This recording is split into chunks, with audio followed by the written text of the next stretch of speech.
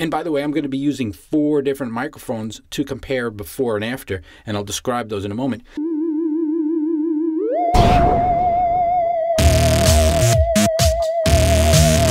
I am so excited about today's video. I am inside of my brand new WhisperRoom. A brand new WhisperRoom. And by the way, for what it's worth, brand new is brand new to me. It's actually probably about 8 years old. I got it on eBay for $2,500. It's a $4,000 booth. And my first step is going to be to sound treat this room. But before I do, I thought it'd be a great time to do a comparison, a before and after, of what it's like to use the WhisperRoom without doing any sound treatment. So what you're hearing right now, and by the way, I'm going to be using 4 different microphones to compare before and after, and I'll describe those in a moment. But what you're hearing now is the sound of an empty WhisperRoom. The only thing in here is the table and the chair and the light and the microphones and me. I don't have any sound treatment in here yet. And obviously you need to do that. But the main reason for that is the WhisperRoom is great at getting rid of the outside sounds. That is the sounds coming right now from outside the booth. I have an HVAC right in the next room. Can't have that when you're recording audio. I also have 2 computers over there. They're always on. They're servers. They make a lot of noise. So I'm inside my WhisperRoom, and you don't hear those things, right? Which is what it's supposed to do. But it doesn't do anything about the echo inside. That's up to you to treat. And I decided to do what Mike Del Gaudio, the booth junkie, does, which is to use Owens Corning 703, 4 inches thick on 2 of the walls plus the ceiling. That should be more than enough. 4 inches thick of Owens Corning is heavy-duty stuff. So let's do a quick comparison of before and after. This is all the before. 4 different microphones. Okay. Let's do the first one, which is the Rode NT1. Now, here's the Rode NT1 from close distance. I'm about 6 inches away from the windscreen. The Rode NT1.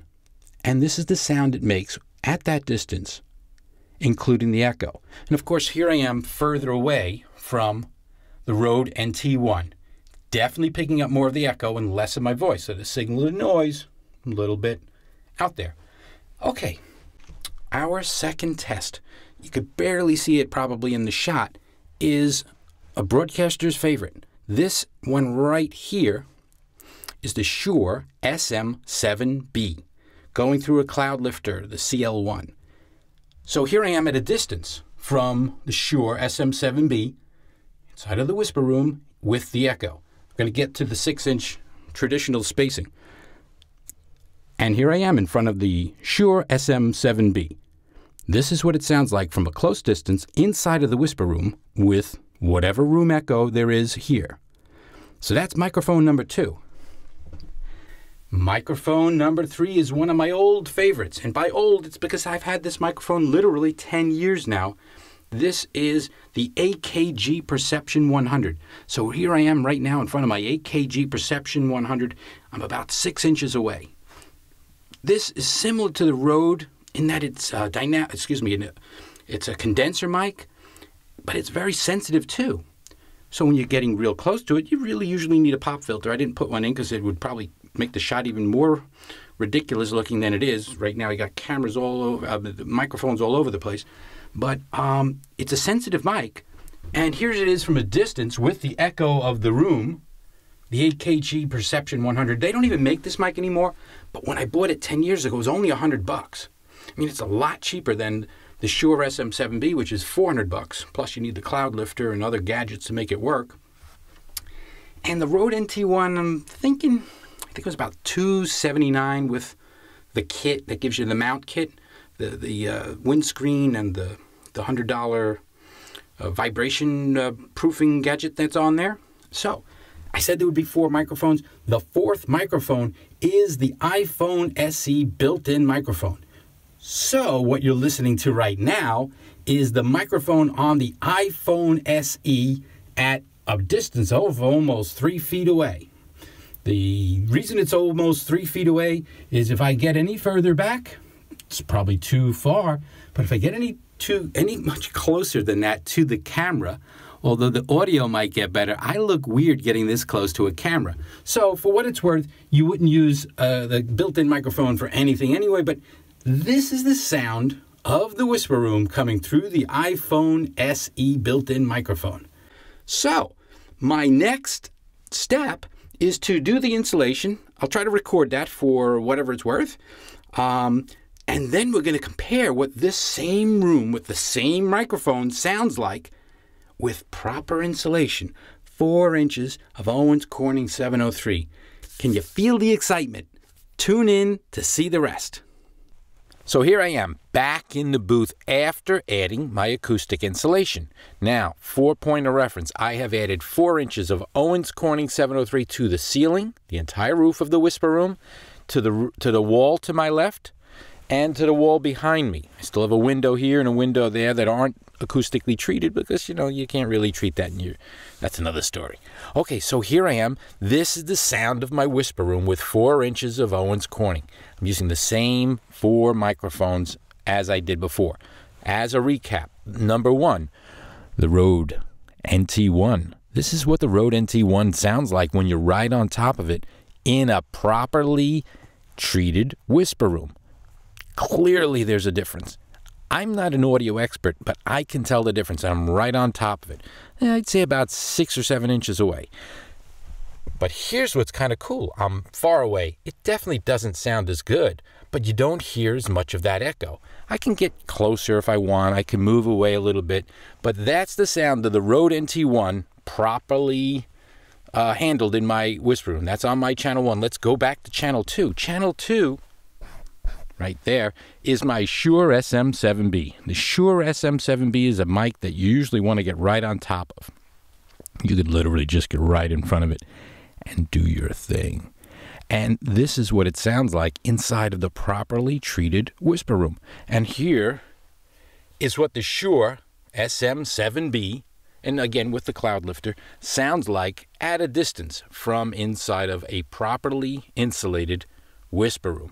Now, our third microphone, again, is one of my old favorites. It's right here. This is the AKG Perception 100. This was a $100 microphone when I bought it 10 years ago, and I still love the sound. This is what it sounds like inside of my WhisperRoom at about 6 inches. Pretty big difference, but again, it's that something about that microphone that I love.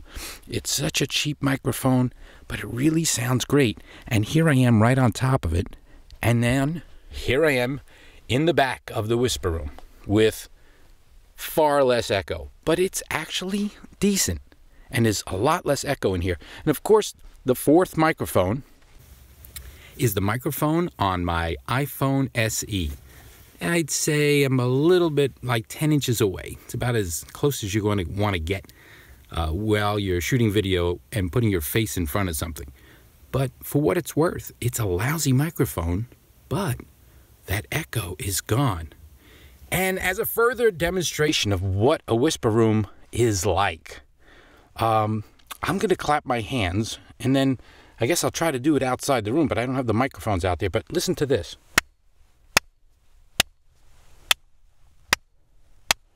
When I do that outside of this WhisperRoom, that is a weird sound.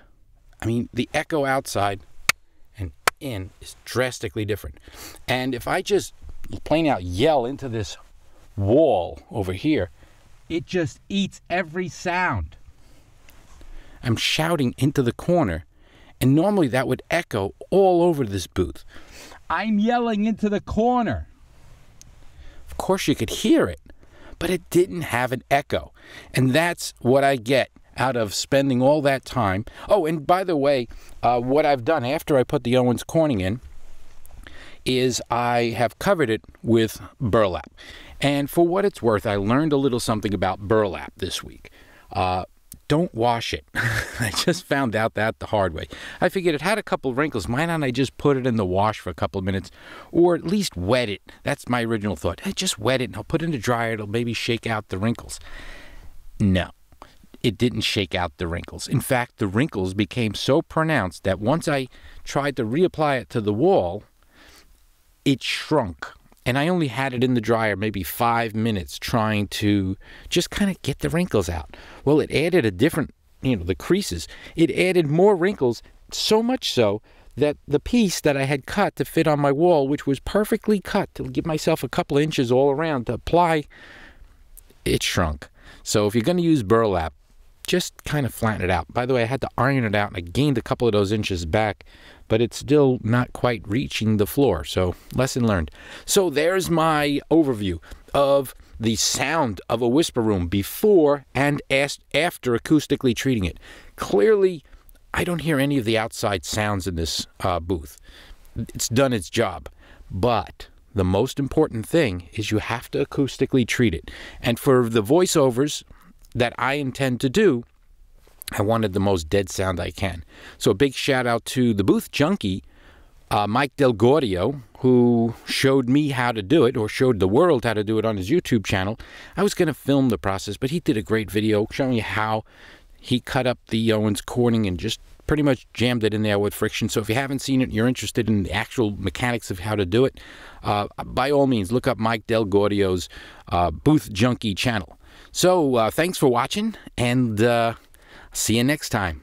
Yeah, that's funny. That's funny. You and I, we kind of get along so well. We should meet one day. I mean, we've talked about it a dozen times by now. Yeah, why not? A little, we'll go out to a movie or something like that. How's that sound? Oh, I should just let you know, by the way, the pictures in my profile, they're not exactly accurate. The muscles you saw in the pictures, I photoshopped them in. yeah, I know. And the head, I'm not good at Photoshop, so I left the head on it. Yeah. No. Well, how about coffee? Oh, hey, sorry. Where was I? Oh, yeah. I hope you liked the video, yada, yada, yada. Hit like, hit share, hit subscribe, hit the bell, make sure everybody sees it, share it with your friends, and thanks for watching.